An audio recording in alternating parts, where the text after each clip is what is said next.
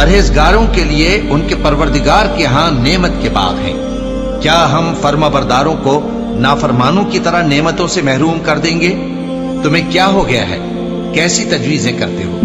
क्या तुम्हारे पास कोई किताब है जिसमें ये बात पढ़ते हो कि जो चीज तुम पसंद करोगे वो तुमको जरूर मिलेगी? या तुमने हमसे कस्में ले रखी हैं जो क़यामत के दिन तक चली जाएंगी कि जो कुछ तुम तय कर लोगे वो तुम्हारा होगा? इनसे पूछो कि इनमें से कौन इसका जिम्मा लेता है।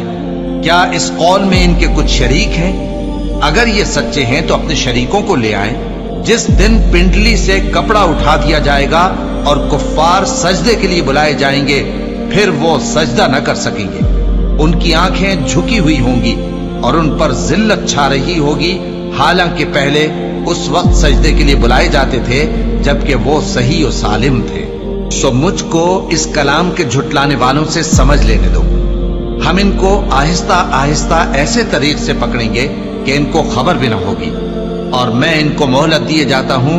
मेरा दांव बड़ा मजबूत है।